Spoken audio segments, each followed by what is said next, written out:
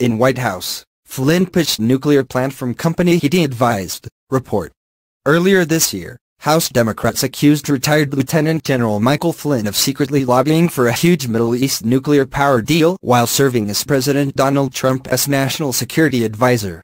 New details have emerged this week of just how far Flynn's alleged lobbying effort might be gone. Flynn, who was ousted from the White House in February for misleading Vice President Mike Pence about his conversations with the Russian ambassador to the U.S., attempted to push a proposal for the nuclear power scheme, linked to companies he had previously advised. Within days of taking office in Trump's White House, reported The Washington Post and The Wall Street Journal on Tuesday. Soon after Trump's inauguration, Flynn received a memo from his former business associate Robert McFarlane, co-founder of the company IP3, about the plan, which envisioned a large consortium of countries, including the U.S. and Russia, building a fleet of nuclear reactors across the Middle East. Flynn, who had served as an advisor to IP3 in 2016, reportedly told a staffer on the National Security Council to transform McFarlane's memo into a policy directive for Trump to sign.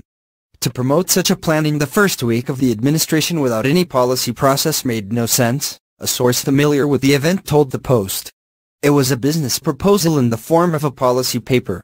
According to the Journal, Flynn also talked favorably about the proposed scheme, dubbed by McFarlane as the Marshall Plan for the Middle East. To Thomas Barrack Jr., a friend of Trump's who served as chairman of the Presidential Inaugural Committee. This discussion reportedly triggered several conversations about the deal between Barrack and White House officials, including Trump's son-in-law, Jared Kushner. These conversations, however, are said to have amounted to nothing. There is also no sign that the policy memo was ever reviewed by Trump. A White House spokesman told the Journal that the White House and National Security Council have rigorous processes in place to ensure that all outside proposals are thoroughly evaluated for their potential legal and policy implications. HuffPost has reached out to the White House for comment. In September, Elijah Cummings, DMD, ranking member of the House Oversight and Government Reform Committee, and Eliot Engel, D-N.Y, ranking member of the House Foreign Affairs Committee, wrote a letter expressing concern about Flynn's close ties to the Middle East deal. They said Flynn had failed, in security clearance interviews, to disclose details of his work for IP3 and ACU Strategic Partners, a company that had paid Flynn to travel to Egypt and Israel in 2015 to promote a similar nuclear power deal. These omissions may have been violations of federal law, the Democrats noted. The House Committee on Oversight and Government Reform is investigating Flynn's relationship with IP3 and ACU Strategic Partners, reported the Journal.